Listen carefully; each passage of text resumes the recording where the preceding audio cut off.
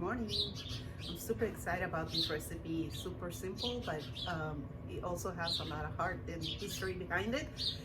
It's from Mexico, of course. My mom showed me how to make it. That's one of her favorite salsas because it just brings her back to when she lived in Mexico in a little ranch, and she used to go to the fields and pick those wild tomatillos. They call them milpero because they grow under the corn plants, and the milpa is the corn plant. So that's why the tomatillos are also called milpero.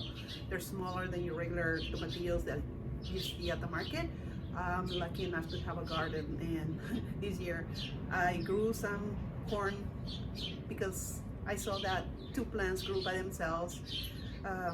Two plants of tomatillos just grew by themselves in my backyard, and I felt like I just had to give them their corn right next to them. So I went and buy 4 plants of corn to have it, be buddy friendly like they do in the fields of Mexico, and to make their home here in my backyard. So I'll show you what I mean. I already harvested the corn. It was so good and delicious, but I still have a lot of tomatillos left for the salsa recipe that I'm going to be giving you today. It's only tomatillos, chiles, garlic, salt, and that's about it. So I'm going to roast them and just put them in a molcajete to keep in check with the tradition and how my mom used to make them and how she still likes to have it. Nothing changes. We're in the US now, but we still can make things like the old way, and I'll show you how.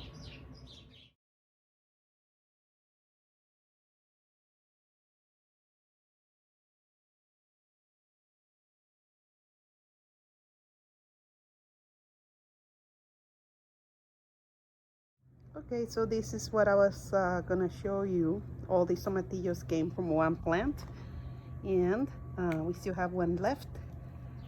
You can see there's still a lot of them in there. So we're gonna be cutting those later, let them have a chance to grow a little more, and make the milpa company for a while, just to keep things regional like we do in Mexico.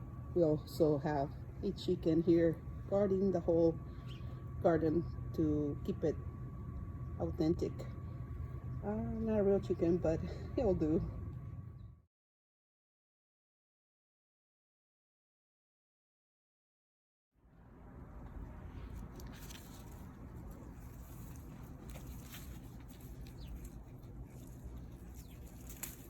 I think this is plenty. Okay, so now we're removing the little outer shell that comes on the tomatillo. Check out the color of this one right here. Isn't that beautiful?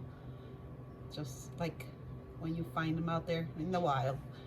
Nice and purple and sweet and delicious. So we're gonna clean them all. Well, maybe not all because we don't need that many this morning. But we're gonna get a few more ready for you to see the rest of the instruction on how to make it.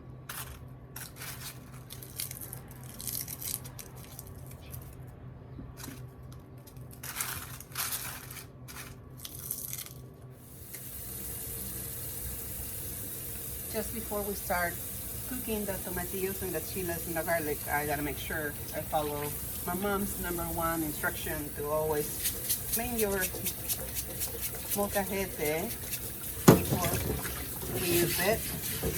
She'll never forgive me if I don't rinse these.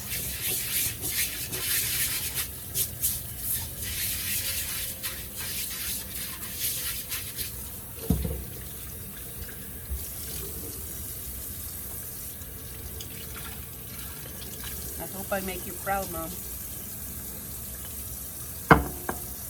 Ready.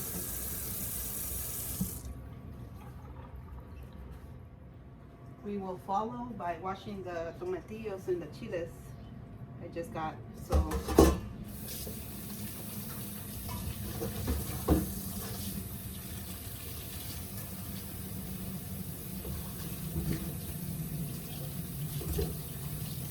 it also removes the little sticky residue they have under the shell.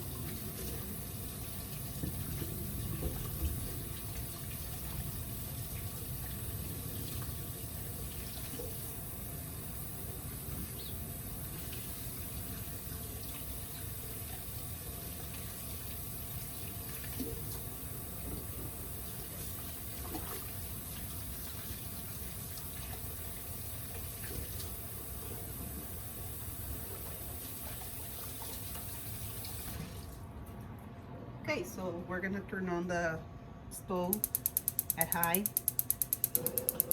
I like this pan because it gets super hot and you have enough room to do any kind of meal you want to do. This is my favorite pan. My kids gave it to me for Mother's Day, like I don't know how many years ago, and still my favorite. It's a cast iron pan. We already got our garlic ready. We're gonna leave that little shell so it doesn't get burned, and then we're just gonna take it out of here. It's gonna be nice and roasted and sweet, and the shell will protect it from getting burnt. So we're gonna put some aluminum foil and put all the ingredients here, and we are gonna watch them roast and also steam at the same time and make them super soft, so they're easy to blend them in that little molcajete I have ready for them. Okay, so let's get that done.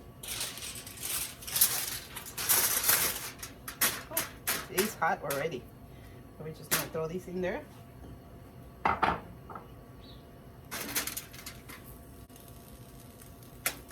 Those are super spicy, so that's why we are not using that many. Look at the move. The pan is so hot, they're like alive. Check that out. You see that? That's what you want to see. So I think at this time we can just cover them. You hear them? They're ready. You can lower the flame. You don't need to rush anything.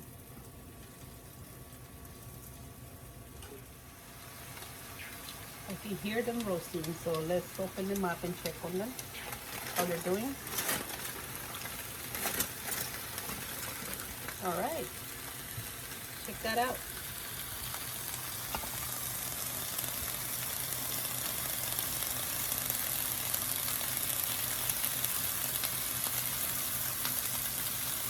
If you could smell that, oh my goodness, you would want to eat some right now. Check them out. Nice and soft and ready for us. All that water is just juice that came out from the tomatillos. So I'm sure they're nice and soft now, and you can throw them in the molcajete. Yep. Here, they're soft. Should be easy to get the job done.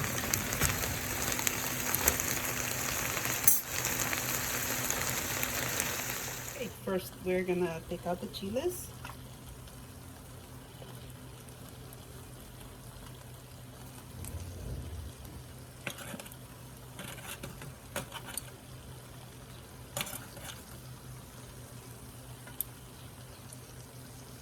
And we're gonna add some salt. This helps you with the grinding process. And if you can, get the, I got kosher salt, but there's also sal de grano, and that helps with grinding. It's easier. So but I don't think we're gonna have a problem. It's super soft and cooked. Started with the chiles, and we're gonna add the garlic.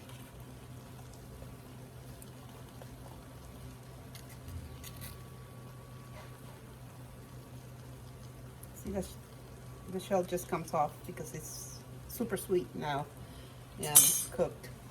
Add a little more salt and continue.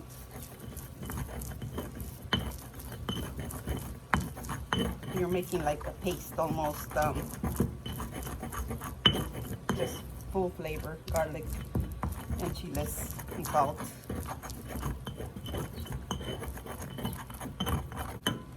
So we're just gonna dump all the tomatillos, or some of them, to make it easier for me to work on them.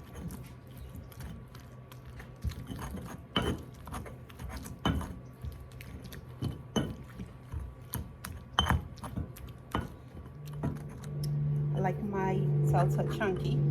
You can work on it as much as you want, whatever you like. That's what is perfect. So it's almost there for me. You can work at it longer if you don't like the pieces of the ingredients, but I think a chile martajado is always best. There's nothing like having your tomatillo salsa with a freshly made tortilla, a slice of cheese, and I guess that's about it. I hope you can make these, and I hope that you like it just as much as I do. And try for salt. I think it needs a little more, so just a few more sprinkles.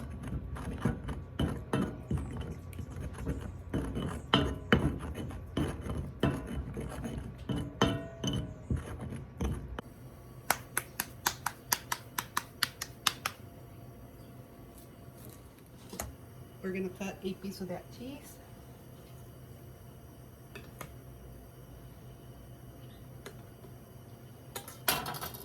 Tortilla is ready.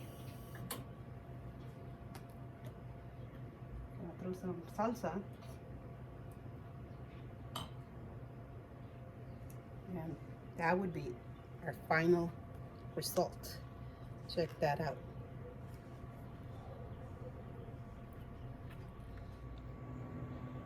This is the best salsa ever. I'm so happy with that. It's just perfect. It's a little spicy, sweet from the tomatillos. You can tell I already took a big bite out of my taco, and I'm about to have some more, and I hope you love it, and that this reminds you of Mexico, or that you try to plant some tomatillos or something. I really hope you get inspired to do things and not go to the store and just buy things already made, because that's the not so fun, easy way that anybody can do. I want to challenge you to grow your own stuff and enjoy what your backyard can give you.